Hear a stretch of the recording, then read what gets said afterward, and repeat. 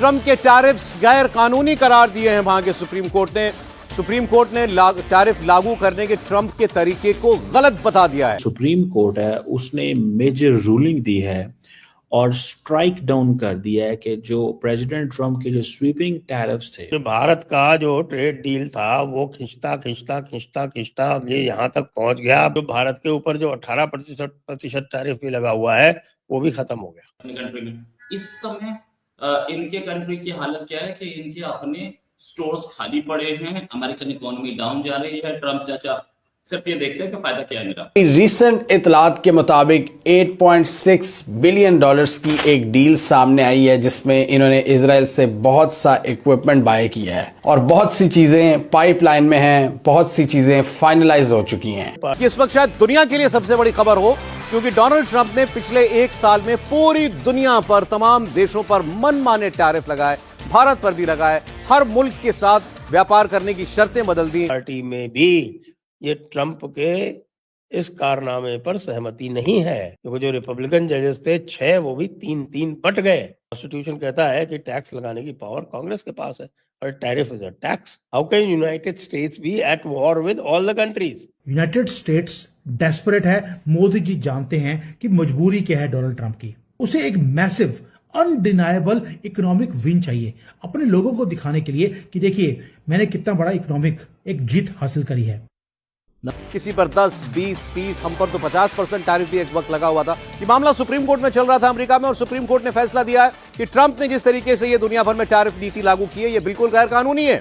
कि जो supreme court है उसने मेजर रूलिंग दी है और स्ट्राइक डाउन कर दिया है कि जो प्रेसिडेंट ट्रंप के जो स्वीपिंग टैरिफ्स थे उसके ऊपर जो कोर्ट रूलिंग आई है that is with the 6-3 decision. अच्छा, अमेरिका के अंदर जिस तरह एडमिनिस्ट्रेशन जो है वो एडमिनिस्ट्रेटिव ब्रांच काम करती है और जिस तरह 1 साल 2-3 महीने हो गए हैं ट्रंप पूरी इंडिया अमेरिका के अंदर ऑपरेट कर रहे थे, वहां पे जुडिशरी ऐसे ऑपरेट नहीं करती। वहां पे जो एग्जीक्यूटिव करती है उसने करना ही करना है। क्यों? क्योंकि उसको कोई पूछ ही नहीं सकता। वो अमेरिकन सदर है, वो अवाम से वोट लेके आया है, जुडिशरी की वो है ही नहीं है। और ये जो अमेरिका ने international emergency economic powers act जो 1977 है, इसके अंदर जो टैरिफ लगाए थे और ये नेशनल इमरजेंसी है, ठीक है जी। और अब ये जो चीफ जस्टिस हैं वहाँ पे और जो बाकी लोग हैं उन्होंने कहा है कि नहीं, कि प्रेसिडेंट के पास ये पावर नहीं है to impose tariffs and regulate commerce. और उन्होंने ये भी कहा कि ये जो इंटरनेशनल इमरजेंसी इकोनॉमिक पावर हैं ये ऑथराइज नहीं करते प्रेसिडेंट के कि वो टैरिफ इम्पोज करें। तो जो ट्रेड डेफिसिट्स और इस तरह के इश्यूज के हवाले से ये जो इकोनॉमिक इमरजेंसी और इन चीज़ों को देखना, वो समझते हैं कि ये वो नहीं कर सकता, ठीक है ना जी। अब एक तरफ तो ये चीज़ है, अब इंडिया के ऊपर भी टैरिफ लगे हुए थे, तो ये जो इंडिया के ऊपर भी टैरिफ हैं वो क्या उड़ गए हैं। अब 18% टैरिफ उनके ऊपर भी नहीं है, पाकिस्तान के ऊपर 19% है, वो भी उड़ गया। तो इट मीन्स कि क्या जो पोजीशन पहले थी उस पोजीशन पे वो दोबारा चले गए। ये बड़ी सिग्निफिकेंट चीज़ है पैदा हुआ। अब इसका इम्पैक्ट क्या हो सकता है कि जो रिफंड होगा, बिलियंस ऑफ डॉलर्स रिफंड देने पड़ेंगे जो ड्यूटीज कलेक्ट हुई थी। कहा जाता है कि तकरीबन जो अर्ली 2025 के अंदर कोई 200 बिलियन डॉलर की ड्यूटीज थी, ठीक है जी। अब हुआ ये है कि विद इन अमेरिका में भी तो बहुत सारी इंडस्ट्रीज जो है ना वो इम्पैक्ट हुई हैं, लोग इम्पैक्ट हुए हैं, ग्लोबल ट्रेड इम्पैक्ट हुई है, American consumer, American businessman, economic markets. तो ये बेसिकली एक क्राइसिस पैदा हुआ है।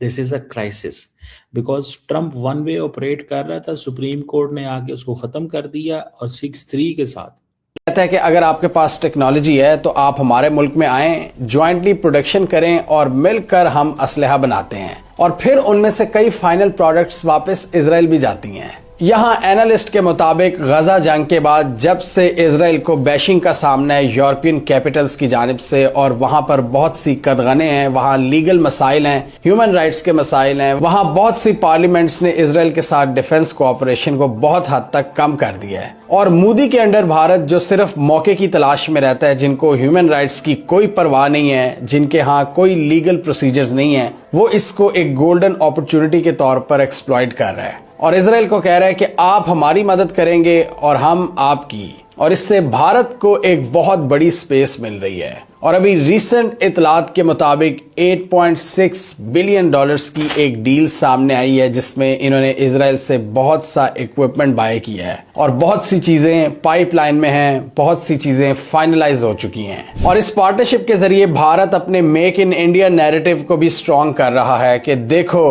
अब हम चीजें भारत में बना रहे हैं, डिफेंस और मिलिट्री इक्विपमेंट भारत के अंदर प्रोड्यूस होगा और पाकिस्तान पर इस्तेमाल किया जाएगा। एक रिपोर्ट के मुताबिक 2020 से लेकर 2024 तक भारत तकरीबन 21 बिलियन डॉलर्स का असलहा बाय कर चुका है इजराइल से, और अब फोर्ब्स इंडिया के मुताबिक ये एक 8.6 बिलियन डॉलर्स की नई डील सामने आई है। भारत का जो ट्रेड डील था वो खिंचता अब ये यहाँ तक पहुंच गया। अब उसके ऊपर जो साइन होने थे वो मार्च में होने थे।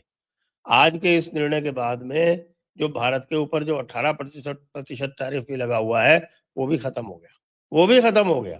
अब भारत जो है वही पुरानी जो 3% से 5% वाला जो टैरिफ रेजिम था उसी में वापस चला गया।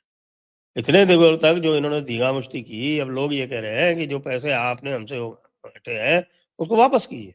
ऑलरेडी डिक्लेयर कर दिया लोगों ने कि भैया हमने जो पैसे दिए हैं टैरिफ के रूप में वो सब हम वापस लेंगे। लॉ सूट्स की तैयारी शुरू हो गई है।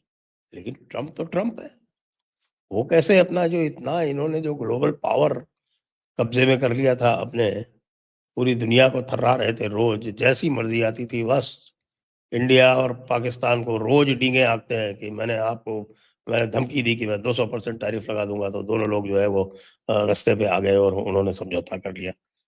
अब इसको आप कितनी बार नकारते रहिए, लेकिन वो तो नहीं मानने वाला। उसको झूठ बोलना है तो बोल रहे हैं, सभी कहते हैं कि वो झूठ बोलने में उस्ताद है।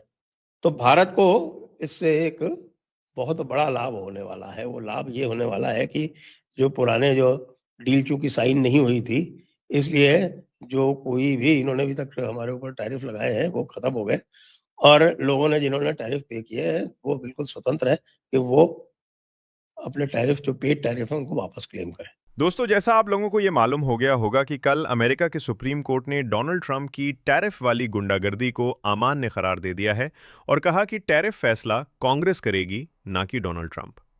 अब अमेरिकी सुप्रीम कोर्ट ने उसे अब पूरी तरह से इल्लीगल घोषित कर दिया गया है। यानी कि ट्रंप ने जो टैरिफ दुनिया भर के देशों में लगाकर अपनी चौधराहट दिखा रहा था, वो अब कूड़े में चले गया है। अब अमेरिका को भारत पर जो 25% की टैरिफ लगाए हुए हैं, उसे पूरी तरह से रद्द करके 10% करना पड़ा है। ऐसी भी खबर आ रही है कि टैरिफ के नाम पर जो पैसा वसूला गया है, उसे वापस भी कारण पड़ सकता है।